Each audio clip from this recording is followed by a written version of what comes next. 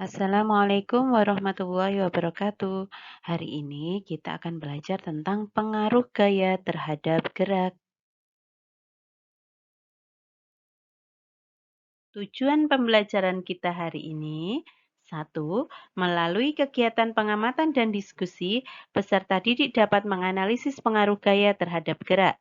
Yang kedua, melalui kegiatan pengamatan dan diskusi, peserta didik dapat menganalisis pengaruh gaya pada kehidupan sehari-hari.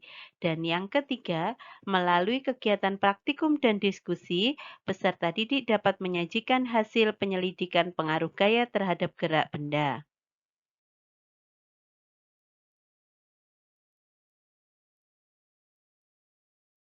Attention please, coba perhatikan peristiwa di bawah ini. Kita bisa melihat sebuah truk yang melaju dengan sangat cepat, sehingga dia menabrak sebuah mobil. Pada suatu saat, mobil tersebut dan truk tersebut akan berhenti. Nah, mengapa peristiwa ini bisa terjadi? Coba jelaskan. Ya, peristiwa itu terjadi karena adanya gaya. Gaya adalah dorongan atau tarikan yang bisa menyebabkan perubahan pada benda. Gaya dilambangkan dengan huruf F, singkatan dari kata force. Alat ukur gaya adalah dinamometer atau neraca pegas. Berikut ini adalah gambarnya. Nah, kalian harus tahu kalau gaya merupakan besaran vektor, sehingga dia pasti memiliki nilai dan juga arah.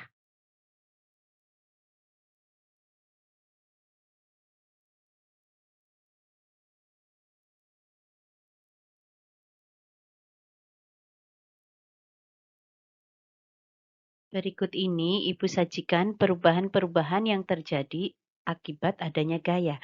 Satu, benda diam menjadi bergerak. Misalnya, bola yang awalnya diam kamu tendang, maka bola tersebut akan bergerak. Yang kedua, benda bergerak menjadi diam.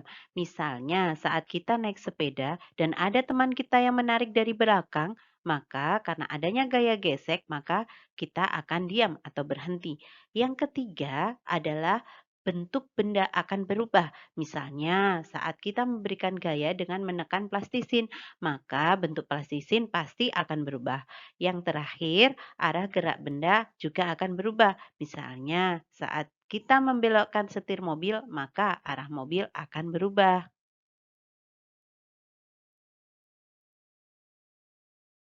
Sekarang kita masuk pada perhitungan gaya. Pada perhitungan gaya ada dua rumus ya. Apabila gayanya yang bekerja searah, maka resultan atau hasil gayanya itu kita tinggal menjumlahkan. Tetapi apabila gayanya itu berlawanan, maka resultan gayanya adalah selisih dari gaya-gaya tersebut. Ini adalah contoh peristiwa gaya searah adalah saat orang mendorong mobil bersama atau orang memindahkan lemari bersama-sama.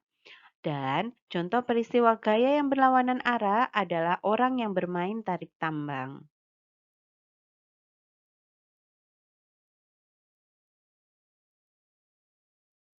Alhamdulillah, kita sampai pada contoh soal.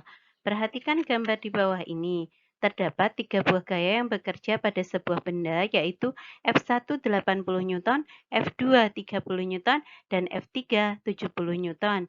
Berapa resultan gayanya dan bagaimana arahnya? Nah, kita tulis dulu diketahui F1 80 Newton, F2-nya 30 Newton, dan F3 70 Newton. Ditanya resultan. Resultan itu adalah hasil dari penjumlahan atau pengurangan gaya. F1 ditambah F2. Karena searah makanya ditambah. Dikurangi F3 karena dia berlawanan arah. Jadi 80 ditambah 30 adalah 110. Dikurangi 70 maka hasilnya 40 Newton. Arahnya ke kanan.